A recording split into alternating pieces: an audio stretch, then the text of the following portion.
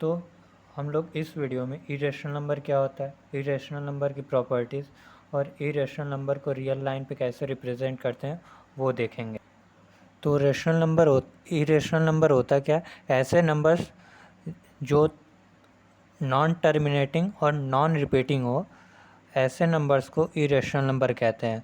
मतलब जो number non terminating यानी जो जिनका डिवीज़न कभी ख़त्म ना हो आफ्टर डेसिमल, और नॉन रिपीटिंग का मतलब वो आफ्टर डेसिमल डिजिट्स रिपीट ना करें या सेट ऑफ डिजिट रिपीट ना करें। जैसे पहला एग्जांपल है हमारा 0.0100100001। इसमें ना तो कोई नंबर रिपीट कर रहा है, ना तो सेट ऑफ डिजिट्स रिपीट कर रहा है। ऐसे दूसरा एग्जांपल है 0.545554555554 एंड डॉट डॉट। तो इसमें भी हम देख रहे हैं कि कोई भी नंबर या set of digits after decimal repeat नहीं कर रहा है और ये नंबर ना तो इंड हो रहा है। तो ऐसे नंबर्स को ही हम इरेशनल नंबर कहते हैं। दूसरा टाइप होता है कि m हमारा कोई पॉजिटिव इंटीजर है लेकिन वो परफेक्ट स्क्वायर नहीं है, तो ऐसे नंबर्स वो इरेशनल नंबर होते हैं। फॉर एग्ज़ाम्पल √3, √2, √3, √4 हमारा, जैसे अगर √4 देखें तो ये 2 का स्क्वायर होता है, तो ये हमारा एक इरेशनल नंबर नहीं होगा। यानी √5, √6, √7 ऐसे ही एंड सो ऑन। मतलब जिसका परफेक्ट स्क्वायर नहीं होगा वो इरेशनल नंबर होगा। और टाइप 3 का एक हमारा, जैसे m कोई पॉजिटिव इंटीजर है लेकिन वो परफेक्ट क्यूब नहीं है, तो वो भी हमारा इरेशनल नंबर होगा। तो हम लोग अब इरेशनल नंबर की प्रॉपर्टीज़ पढ़ेंगे।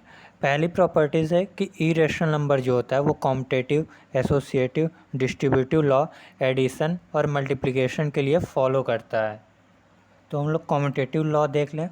कॉम्यूटेटिव लॉ में जैसे हमने दो इरेशनल नंबर लिया, अब इसे प्लस किया तो 6 प्लस 2√3 आया, और जब हमने इस पहले 4 प्लस √3 को लिया, बाद में 2 प्लस √3 को लिया, तब भी हमारा सेम रिज़ल्ट आ रहा है 6 प्लस √3 2√3। यानी कॉम्यूटेटिव लॉ ये कहता है अगर हमारे पास a प्लस बी हमारे दो इरेशनल नंबर है, तो ये हमारा हम b प्लस ए भी करें तो सेम रिज़ल्ट आएगा। ये हमारा कॉम्यूटेटिव लॉ होता है। एसोसिएटिव लॉ क्या कहता है? अगर हमारे पास a b c तीन इरेशनल नंबर है, तो या तो हम पहले a को में प्लस करें b प्लस सी के साथ, या तो a प्लस बी करने के बाद प्लस सी करें, तो भी हमारा सेम रिज़ल्ट आएगा। और तीसरा है डिस्ट्रीब्यूटिव लॉ। तो इसमें डिस्ट्रीब्यूटिव लॉ में हमने कोई एक इरेशनल नंबर लिया, हमने तीन इरेशनल नंबर लिए, एक हमने b प्लस सी पे डिस्ट्रीब्यूट किया, तो वो हमारा जो इरेशनल नंबर है a, वो हमारा b पे भी डिस्ट्रीब्यूट होगा और c पे भी। तो ये हमारा डिस्ट्रीब्यूटिव लॉ होता है।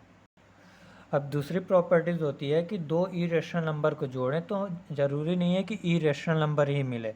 जैसे हमने दो इरेशनल नंबर लिया 2 प्लस √3 एंड 4 माइनस √3, ये दो इरेशनल नंबर हैं, लेकिन जब हमने इसे जोड़ा तो √3 कट गया, हमारा सिंपली 6 बचा, जो कि हमारा एक रेशनल नंबर होता है।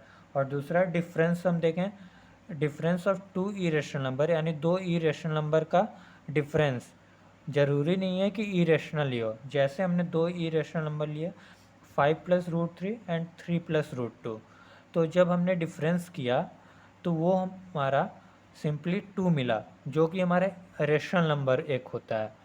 तीसरा, product of two irrational number need not be irrational, यानी अगर हम दो इरेशनल नंबर का गुणा करें तो ज़रूरी नहीं है कि हमें इरेशनल ही मिले।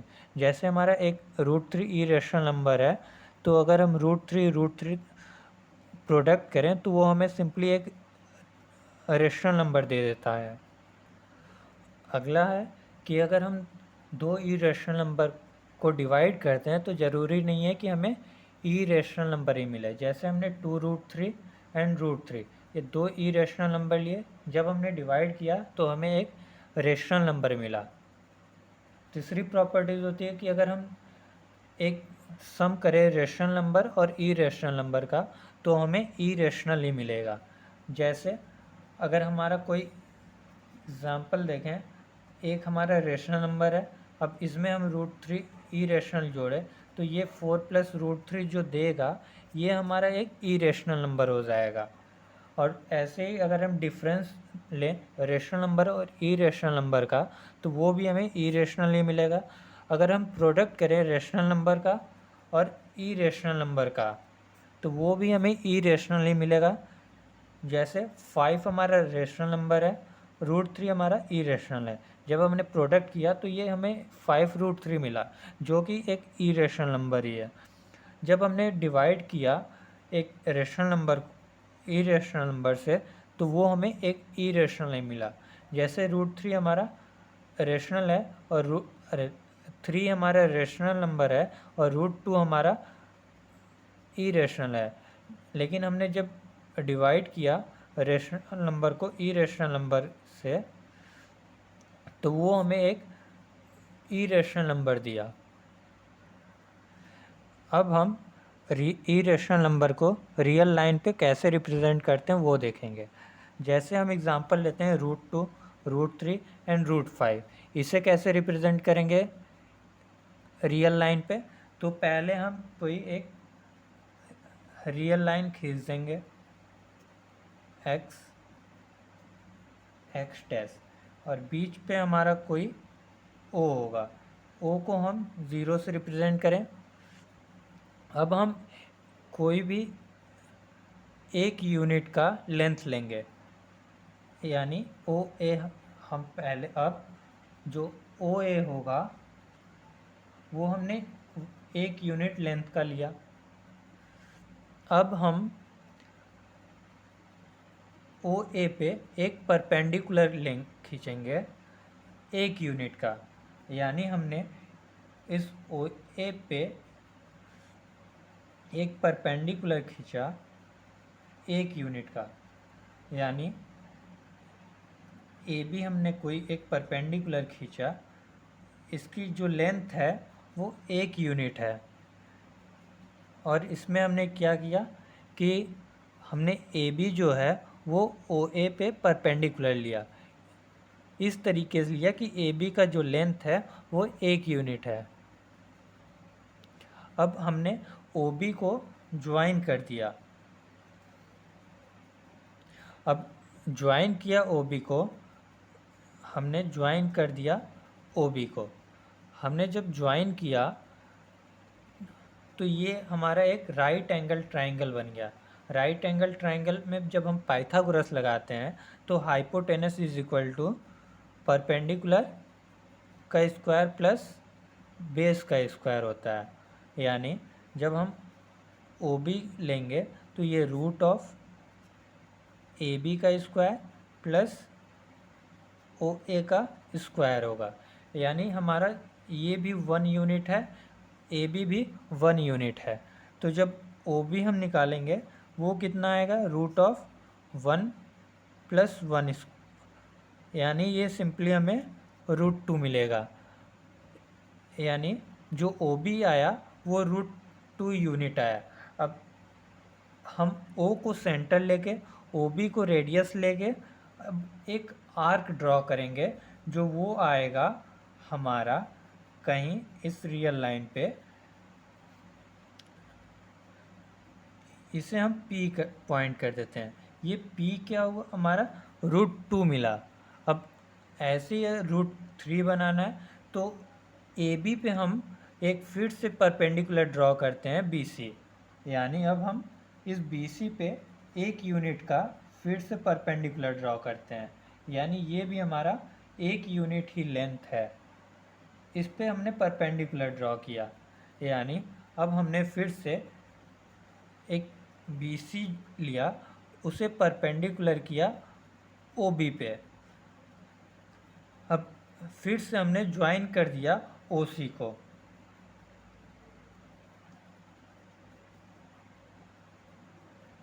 हमने ओ सी को ज्वाइन कर दिया।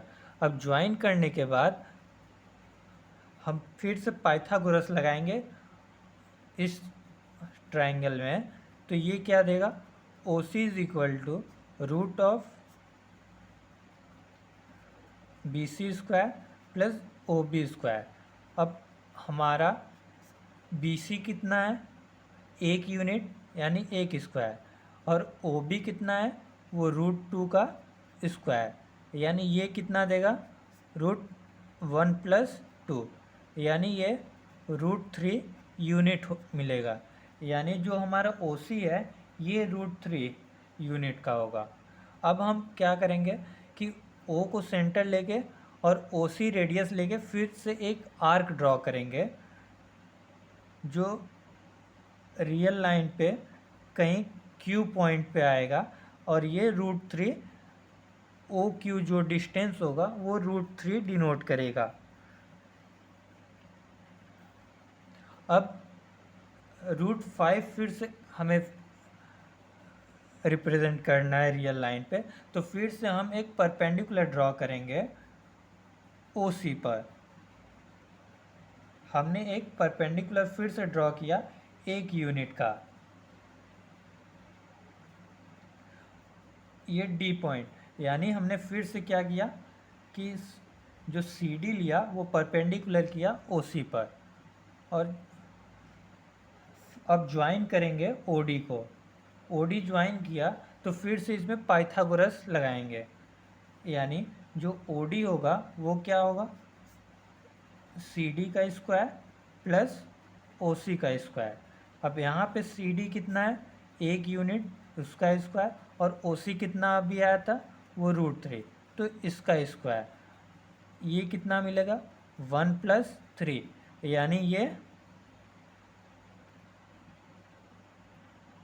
यानी ये रूट में 4 आया, यानी ये 2 यूनिट आया, यानी ये 2 यूनिट आया सी डी। अभी हमें √5 मिला नहीं, तो फिर से हम एक परपेंडिकुलर ड्रॉ करेंगे ओ डी पर। फिर से हम ओ डी पे 1 यूनिट का परपेंडिकुलर ड्रॉ करेंगे, फिर यानी ये ई पॉइंट हुआ। डी हमने परपेंडिकुलर लिया ओ डी पर, फिर से ओ डी को ओ ई को ज्वाइन किए। अब ज्वाइन करने के बाद फिर इसमें पाइथागोरस लगाएंगे। ये 1 यूनिट है, ये 2 यूनिट है। जब पाइथागोरस लगाए तो 2 का स्क्वायर 4 और 1 का स्क्वायर 1, 4 1 5 यूनिट, यानी रूट में 5 यूनिट ओ ई मिला। अब ओ को सेंटर लेके ओ ई रेडियस लेके हमने फिर से एक आर्क ड्रॉ किया रियल लाइन पे, आर पॉइंट, ये हमारा √5 रिप्रेजेंट करेगा। ऐसे ही √6 करेंगे, √7, √8 एंड सो ऑन।